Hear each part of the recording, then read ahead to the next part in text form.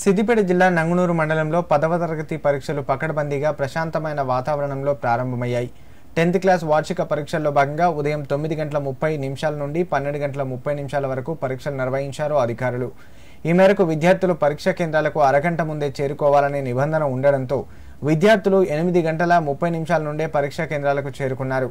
విద్యాశాఖ నిబంధనల మేరకు అధికారులు విద్యార్థులను 9 గంటలకు పరీక్ష కేంద్రాల్లోకి అనుమతించి 9:30 పరీక్షా పత్రాలను విద్యార్థులకు అందజేశారు.